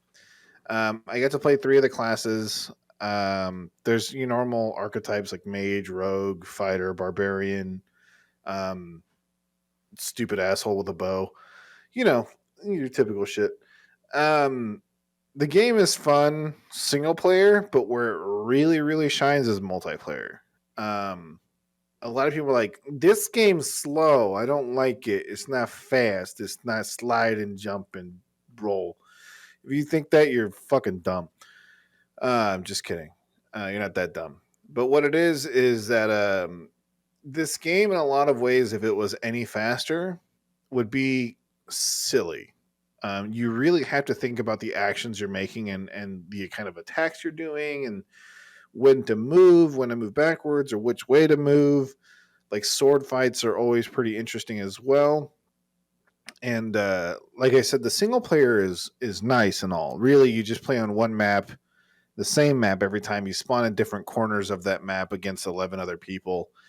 10 other people, and you just fucking beat the shit out of each other and extract. And most of the time, people just want to work together because they're trying to farm money for the multiplayer mode, which you're in teams of 3, and the dynamic is very different. Like for example, if you're a wizard and you get decked in the head with like anything, you're pretty much dead. But there is, when it comes to like healing, for example, you're like, oh man, I found a health potion. I wonder how much this is going to fucking heal me. It's just 10 health. It is nothing. A bandage heals you more than a health potion. People equate this game to Tarkov in the sense of like, oh, you go in the raid, you kill people, and you come out with shit. Eventually there's going to be quests, there's different traders and all that stuff. Yeah, it's very close. It's very close. Is it the same? Not even. I think the game mode is the same, but as far as the atmosphere and the way to play the game, it's very different. Even as like, I wasn't a rogue, right? I've been playing fighter the whole time just to kind of play the vanilla, fucking experience to try to get a hold of everything. And you can literally just hide in a dark corner, like, and pretty much be invisible. The one thing that they do give you for free when you play, like every time your character dies, you lose everything, is they give you 3 torches. Use them motherfucking torches because you cannot see shit. You can throw them and pick them up, and you can light other sconces and things like that. And it ends up being a kind of a dynamic lighting situation where if you turn off all the rooms in a light if you turn off all the lights in a room and somebody goes in there, they're gonna be freaked the fuck out because you can't see anything. I'm definitely going to be picking this up when it does come out. I hope they come out with bigger teams, but I understand why they do 3 because you really, really, really have to choose kind of like precisely what team composition you want to run. Because if you do all rogues, you're going to fucking die. Like a rogue dies to like a swift fart.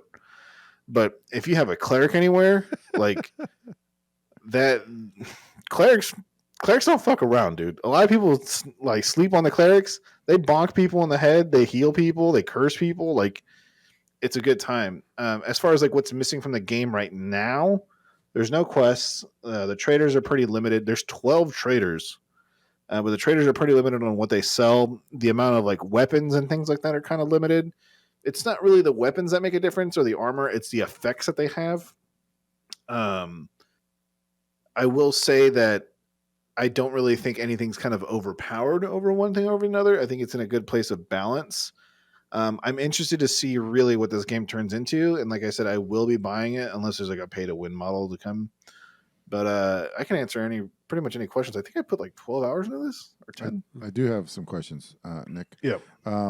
So it's a risk versus reward with lighting your torch, right? Because you give away your position. Exactly. And Right. so in single player, it's bad. It's real bad. But the thing is, there's so many fucking traps in the map that you play in that you have to turn your torch on. You're like, I'm going to step on this tile and lose my goddamn legs. Is there a smaller choice? Is there a candle? No. I think there is a night vision potion, though. Oh, yeah. That'd be like stealth or like, yeah, that'd be super strong. Yeah, so like for example, you're like, oh, the rogue probably goes invisible, and you can probably see like a little outline of him or something. No, that motherfucker goes in completely invisible. Like, see, they're invisible. But the only thing is, he can only really use like a knife, and the knife is dinky. Like I said, the game really, really, really shines with its multiplayer.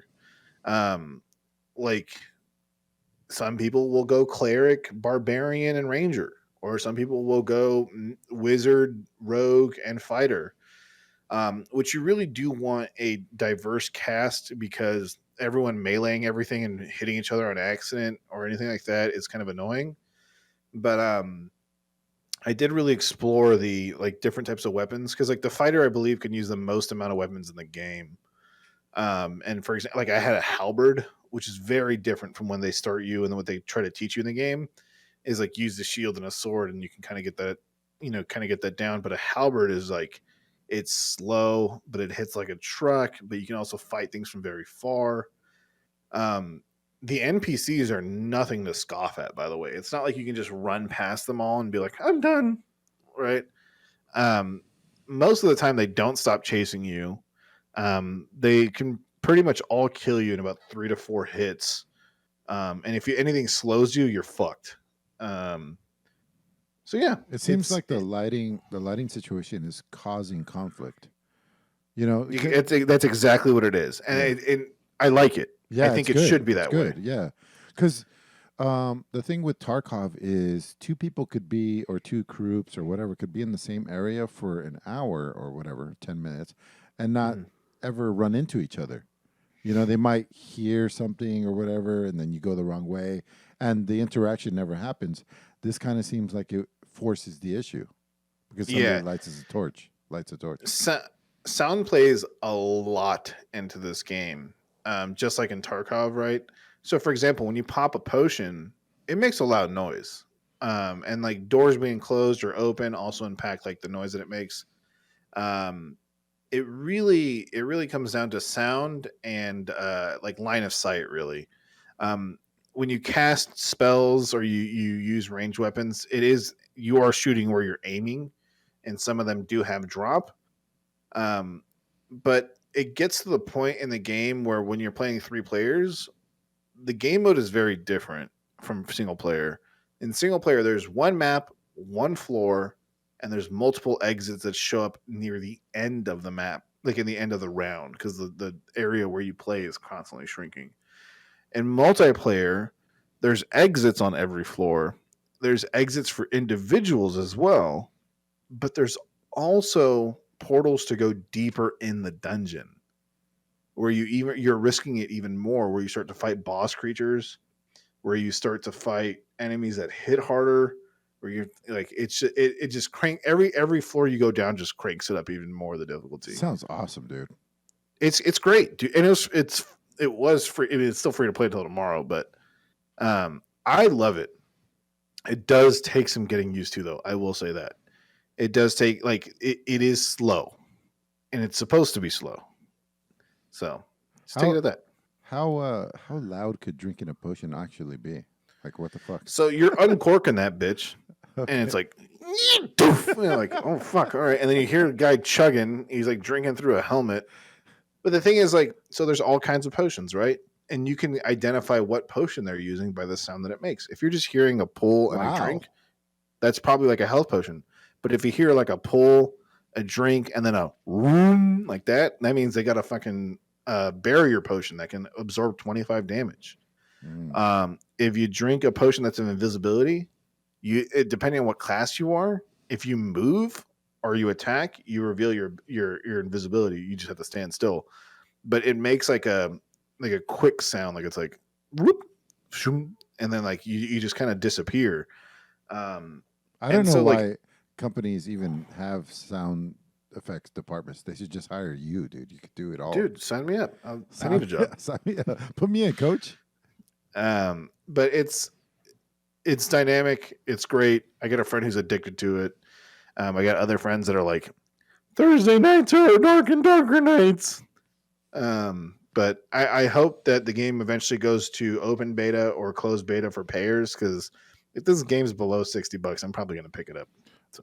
I'm glad that you're moving closer, dude, because that 3-hour difference is killing us, honestly.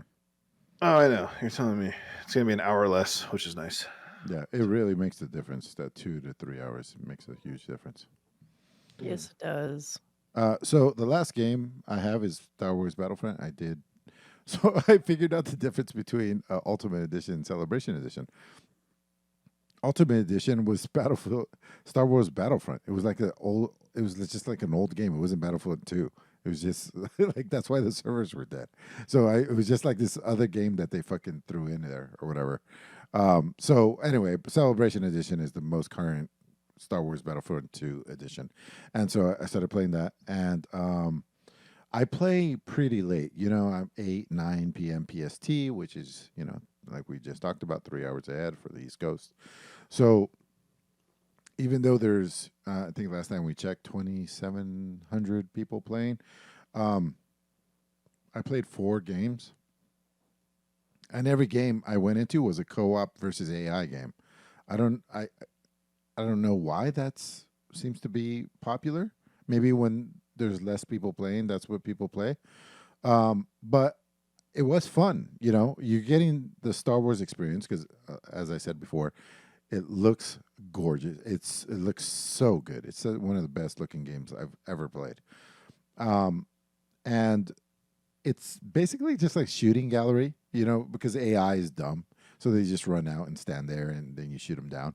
And there's so many of them, and it's almost cathartic. You go out there, and also at the same time you're in a Star Wars universe. You're just going out there and just shooting things, and it's fun. And you don't have to worry about this fucking guy. He's broken because he's unlocked every ability or whatever. No, you're just playing against AI. It's just waves and waves of fucking bad guys. And I was playing versus like I was playing the big maps, the 40 versus 40, where you push forward. Even though we only had like 5 humans playing, we were able to either win or lose. I won some and I lost some. I had a good time. It's more just like a visual feast than anything else. If and when I do get into a multiplayer game, I'll see how that compares versus the AI. Bobby, you ever played the co-op versus AI? Mm-hmm. Yeah. It's an easy way to level up. Oh, I see. And it can be pretty challenging depending on. Oh yeah, we lost I lost probably half of the time. Yeah, so it's not just like I don't know. If it's too easy, it's not any fun, but it is kind of challenging. What I didn't understand was like when I picked like that's a good example right now. I just saw that Ewok that you get to play as, and he has like a bow and arrow, and he has like these abilities. I couldn't find any tip anywhere, even in the fucking menus between games, what his abilities do exactly. There's just kind of like, I don't know, they do things, I guess. One's kind of like an echolocation. Like I kind of understood what it did, but there's no like tool. Like maybe there is. I just don't know what the button is to show. So that was unfortunate, but it doesn't matter, dude. For the $8 or whatever I paid for this, visually it's just worth it. I'm glad that somebody took the time to make something look this beautiful, regardless of how good the game is or not. All right. A quick aside: these B1 battle droids. I went to the Star Wars Touring Museum, and wow, it doesn't sound as good as the Disneyland one, dude. Sorry. No, it's definitely not. I'm just kidding, dude. No, totally. If I don't go to the Disneyland one before I die, my ghost will haunt it forever. What's going on with that? Like, are you going to come down for that LA thing, that music thing, or where? Yeah, man. Yeah, depending how much the tickets are. I mean, I budgeted it out, and it looks like it's going to work. So we'll see. And then you could include Disneyland on that, right? No, if I don't go with Rianne, it's not going to end well for me. We'll have to go together. But these I will be brutally wait. murdered. Wait, hold on. This just in. You're not going to bring her to the music concert? No, she only has a certain amount. I mean, we're really getting into it there, but she only has a certain amount of vacation days, and I have like way more, so I'm trying to find things to do, basically. And so this is why all of you guys listening should sign up for the Patreon. So things like this, magic can happen. We can make magic happen. Have Christian go on a lifelong, he's dying of cancer. Christian's dying of cancer. He needs to go to Disneyland. Just got AIDS. Never mind my story. About Let's the just P1 keep battle going down droid. this path, dude. Fuck whatever you were trying Yeah. to say, dude. Let's just. We're about a mile down this road. Let's just keep going. This is why I stopped All right. drinking. All right, go ahead. No, it's over. Moment done. You ruined Listener it. questions. Let's hop on down. Well, we got a sub, Burn Division, 25 months. He says, yay. Thanks, man. We appreciate Thanks, it. Burn. Thanks, man. Thanks, Burn. Yep. And you can hang out with Burn. He is always on the Discord, always Yeah. always in comms. It's nice to see people using that. Yep. Shit, we can't forget the plug for like the 4th week in a row. These fucking mushrooms, Emilio. I'm What- way did too you drunk. like I them? can't do it. I'm drunk. Can't do it. You're so fucking. All right. Instead, next week. All right. Listener questions. We've got one from Zap. He says, how do your stats compare to the person with the biggest Steam library in the world? Shit, I'm ready for this. Just fill the air a little, like 2 more seconds. Okay. I'm ready for this, but I not feel like right mine's now. weak. There's a website that you can go to where you can look up your Steam stats. And I think he had posted somebody's stats who has just like an enormous library. Just an Yeah. incredible amount of so- games. What, 24,000 games? I can't read that. Oh, 33,000 games. Yeah, but Oh the my value, goodness. the estimate cost was 336,000. Is that right? Yeah. That's crazy. I do have all your guys' Steam profiles here. I had to look up quickly. This guy most played game is Dota 2. Disgusting. That's gross. But anyways, I do kind of, in a way, feel bad for the guy because, like, if you have that many games, does that mean that you ever really loved one of them? You know what I mean? Or probably Yeah. one or two or Apparently, he three. only loves Dota. Yeah. See what I mean? Yeah. yeah, no, it's unlucky. You know, you're surrounded by games, and it's just that transient love that you can't lock down. That's almost sad like story. a hoarder mentality, but it's a digital hoarder. Yeah. Yeah, you should talk to him. Get him some help. Yeah.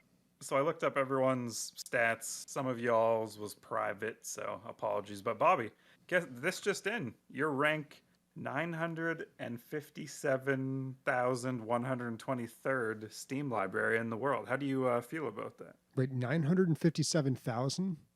123. So I'm in the top 1 million. You are in the top 1 million.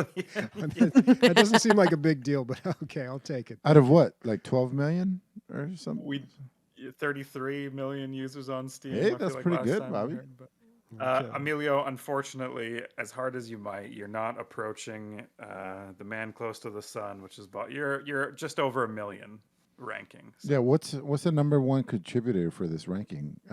Games owned? dude, I have no idea. 'Cause Bobby I didn't look that spent- far into it. Half his life buying shit ass titles. I bought a lot of crap on Steam. yeah, I would say he has quantity, but I have more quality. I would say, Yeah. Okay. especially well, now. Maybe not the case Yeah, back I in don't the buy day. any new games. Yeah, And Bobby, your most played game is Left 4 Dead 2 or Team Fortress? Oh, Team Fortress 2. And Emilio, you're private. Anyways, let's go down the line here. The master, amazing, one of the best people on the planet. I'm ranked 132,827, so everyone, I'm the best. And Days, you're close behind me. I have no Nice. idea where these stats come I wonder from. what by the way. ranks. Yeah, I wonder. I thought it was how many games you have in your library. I want to I see think- Days' games played. What is Days' game, yeah. Arc. She really cleaned up her poo. Yeah. I love Arc. Yep. 804 hours in Arc, and I think these rankings are a bit off because It might be by country. Maybe no, I think it's private. Oh. So it probably took your latest stats before you made your thing private because you have way more games than me, dude. So it doesn't really make Yeah. sense. And yeah, they're not going to factor in my Tarkov time either. So it's Here. Yeah. Yep. And then Nick. and what is was this also website if private. people want to look up their own stats? Steamladder.com. Oh, I'm almost in the 1 million. Damn it. I'm almost with Body. Yeah, you're private too, but yeah. I've got Anyways, a listener. Don't look at my shit. I've got a listener question for Days. Days, when do you think I'll be able to family share Hogwarts? Because you have not stopped playing since it came you're out. not by your own fucking game. I'm going to keep saying it. Because, Days, dude, I got to come back and make a Slytherin character. Yeah. Days you do. Tarkov is calling. You know, I think you might want to spend some time over there. I've been looking at your library too, trying to play some games, and Yeah, All Tarkov. these guys, they're like, hey, you know what? Maybe you should go back to playing and talking about Tarkov every fucking week. We missed that because we want to play your shit. anxiety? You should Yeah. play it. Yeah, good stuff. All right. Well, we've got another question from Zeba10. Good day, lads. All the way from Australia. Wait, Bobby, do it in the accent. I was going to say, I'm not reading this in an accent. Nick, can you do an Australian? I can't do Australian accents at all. Yeah, let me read it. Good day, lads. All the way from Australia. Love the show. I'm relatively new to Tarkov. I see a lot of the Tarkov community complaining about hackers cheating being a widespread problem in the game. God, he's so Even good. though I don't think that I've encountered any cheaters yet, I think it kind of sits in the back of my mind and puts me off playing due to the risk and reward nature of the game. So far, Nick and Amanda, have you encountered any cheating in Tarkov? And a question for everyone else, have you encountered cheaters in any game? And if so, did they put you off from playing? Cheers. Damn. Is That might be your best accent, dude. Dude, you do a fucking killer Australian accent. Easy I watch as. too much Australian TV. His Nigerian was not bad before. Too much Bluey. I used to have a comedy bit where I'd be a gay Nazi. That was a fun one too. All right, we don't need any wow. of that. All right. It's a Hugo Boss joke. Give me some credit. I'll answer this first though, because I don't know, Nick. I've played a lot of hours of Tarkov, and only twice have I encountered cheating because it was fucking ridiculous. Like deep in interchange, where there are just walls upon walls, and you somehow like were able to shoot me from Emercom. I don't believe it. That's garbage. So I do feel like I have interacted with cheaters twice, but not a lot. Not in comparison to how many amazing interactions I've had in Tarkov. So I bring up two things that I've seen so far in two instances, right? I've had my fair share of cheater interactions. I've been literally mugged in Tarkov by cheaters. They're like, I can see what's in your inventory. Give me it, or I'm going to kill you. I've also have the experience where a hacker has given me everything they've had. That's fucking weird as hell. The hacking situation in Tarkov is kind of shitty in the sense of it. Not only is it hackers and it affects everyone else because it's such a PvP game, but the reality of the situation that there's a lot of people that are hacking for real money trading. And a lot of the people that are playing those hacks and that are doing those are people that tend to live in developing countries that really need money. And it's one of the easier ways to make real money. Now, there's like obvious things to do to ban these hackers, and Battlestate Games just doesn't give a shit whatsoever. For example, there's these things called LEDXs, right? And in real life, a LEDX is a thing that scans your arm and kind of displays where your veins are at. It's a very expensive piece of machinery, and there's not many of them. And in Tarkov, it's the same thing. It's worth over 1 million rubles, and it's hard as fuck to find. Now, in Tarkov, there's also a flea market where you can sell things, and you can sell LEDXs.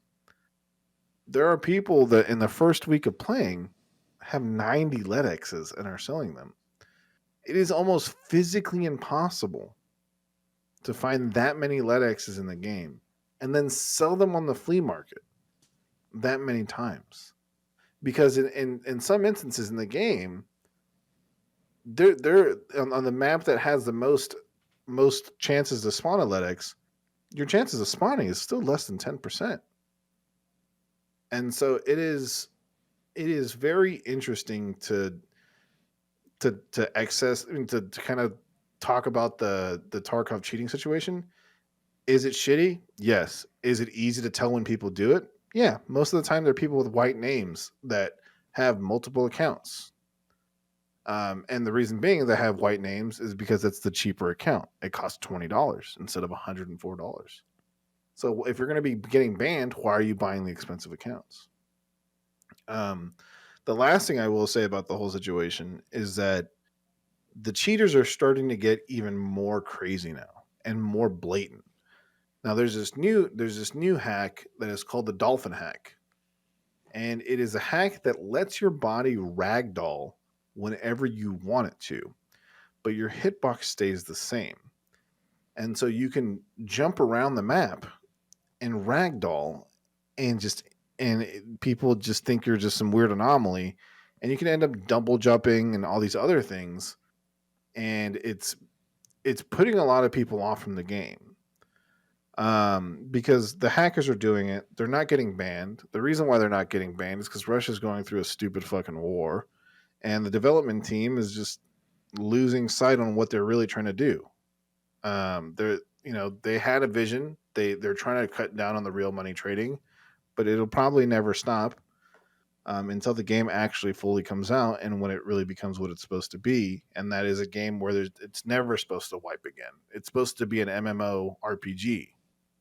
And when that does happen, and hopefully when it does happen, that a lot of those cheaters leave. Unfortunately, when the game does add new content, like the newest map that they added that has been over 3 years to wait for it to come out, the amount of cheaters just skyrocketed. And that's why people don't play the new maps. They're like, oh, why don't people really play the new maps? Why don't they check it out, the new areas and the new guns and things like that, or go fight the new bosses? Because all there's there is cheaters. There's a reason why nobody plays Labs, which is a map that you have to have a key card to enter in. Because 9 times out of 10 you're going to run into a cheater. So, Gosh, sorry for that monologue.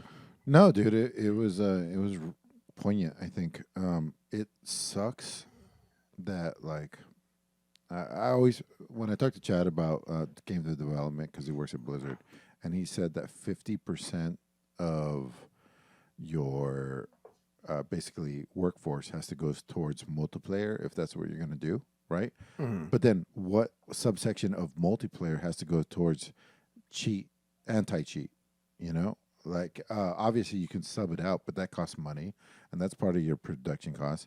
If people would just stop fucking cheating, games would be so much goddamn better. I completely stopped playing, what's a game where you play as a little dude that plays an obstacle course? Fall Guys, Fall Guys. Fall Guys, I yeah. completely stopped playing. which was plagued by cheaters because people were selling As accounts. soon as that started happening, I was like, oh, well, I can't play this game anymore, unfortunately. And then I think that's also what happened to PUBG. It's pretty much proven now at this point that if you can make money from playing the game, the number of cheaters is going to be way higher. There's nobody fucking cheating in Hogwarts Legacy. If you are, you're weird. That also might be another argument of why it's probably a good thing that they didn't Single release Quidditch or anything like that for a multiplayer. You know what I mean? That like they just kind of focused on the single player aspect and the story and like what the game could offer on an offline experience, and then hinted at multiplayer later on. And that's probably part of it too, is that it would have taken away money and time and effort from what they did put into just to maintain multiplayer, so that way people weren't cheating in Quidditch. We do agree that Quidditch is a bad game, though, right? Like nobody thinks that's a. I mean, systematically, yeah, it's a terrible game. It's a terrible in real game. life, after the rules changes, it's all right. I mean, I haven't played it, but I I know there's. there's. Oh well, yeah, I guess I knew. There's people that run around and play this in real life, right? Quidditch, Those weirdos. football. Yeah. Yeah, yeah, weirdos, but it was really fun. Oh. I have an interesting remark or answer to this question. So I feel like cheating has ruined single player games for me. I recall playing, not single player, co-op. Payday, it would be an example of that because a lot of people cheated in that. But I think the better example would be No Man's Sky. I kind of got into that a little bit, and then somebody else, I think some guy I used to play HOTS with, he joined us and we started playing, and he's just like, oh yeah, you can do this, this, and that. And then he just had all these resources and he was building all these things and, just advancing really quickly. And then once I saw that, it just ruined the game for me. Like, even though That's what happened to me. I- Same exact thing. Yeah. Same exact thing. Well, Not even for though- Days. Days bought herself a fucking dope spaceship and went to every purple planet. I mean, I could have gone back I was and gonna played the say I regular cheated game. and I loved it in No Man's Yeah. Sky. No regrets. But it's not a competitive game though. But No. No, I know it's where not. Bobby's coming Still, from. but But no, I mean, I once you understand what see you're that, saying, it's though. just like you realize, like, oh, I'm just wasting my time. Like, I'm literally just sitting here, like, doing everything the hard way, and like, Like, yeah, it's technically fun, It's but about it feels the path, grindy. not the destination. Yeah, I know, but then it just really gonna starts say, to is that feel not like a life? grind. Yeah. I don't know. I know Yeah, exactly what I you're don't. saying. I don't though, think I man. really liked that game to begin with, anyway. So maybe it was inevitable. Days, why'd you fall off? Maybe it is because you were rich right off the gate. You know, maybe it did ruin the game for you. Yeah, well, and I could definitely understand there's certain games where like you don't want them to get like tainted or ruined, right? Or kind of have the Wizard of Oz moment right in the very beginning. And so like or revealing who the wizard is, right? And so that I think that that's part of that. Like I have been super strict about not wanting to get spoilers or anything for Hogwarts Legacy because I don't want it being ruined. I don't want to Yeah. hear any cheats or any kind of like tips or tricks. I wanted it to be hard and to enjoy the journey of that. But with No Man's Sky, I don't know. I ended up like in a way kind of getting bored, but you could argue that that's like, yeah, because you're too rich and you have Yeah. everything. But I was getting bored in like the type of quests that they had. I started feeling like their quests were all the same. And like that was boring. And that whether I have money or not, that wouldn't have made a fucking difference. You know what I mean? That's a content issue, not a resource issue. But I feel don't know. like they I really thought it was sick, like flying around, and I loved just getting like baked and flying around in a beast S class, like super fast, like spaceship. I love that. So cool. But yeah, Bob, I see exactly what you're talking about, man. Like, if you can see it's like God mode in Quake. You do it once for kind of fun for a few minutes, and then you're like, well, that takes all the fun out of it. Why would I do this? You know? Yeah, it's strange. Yeah. All right. Well, that was our last question. What's everyone playing next week? I think I've said I'm playing Darkest Dungeon 2, and what else? I said I committed to something. Oh, the Monster Train DLC. I'm on a quest to have something that grabs me. I usually have some. Maybe what's grabbed me is Marvel Snap, and like that's why I won't go towards anything. I try Dark and Darker tonight. I will completely agree that. I mean, I'll admit that like my dopamine system has completely been hijacked by Marvel Snap. It's 4-minute doses. Every 4 minutes, I get either a dip or a spike in my dopamine, and I got something for you. So good. You know how long it takes to get into a game in Dark and Darker on average? Huh? I timed it. Yeah. 18 seconds. Oh, that's pretty good. 18 seconds. I was playing with some of my Tarkov friends. I'm like, see this? This is what Tarkov needs. Not waiting 9 minutes to get into a fucking game. That's so strange for Tarkov because 18 seconds, dude. In Tarkov, people join after the game has started, right? Don't people come in? It doesn't matter. Most of the time, what takes so long is the syncing of everyone's actions without interrupting the game. Interesting. Yeah, it's a source code issue. It's not anything they can really fix. The fastest time you can load into a game with other players, I think, is like 1 minute and 32 seconds. But even then, that's like extremely rare.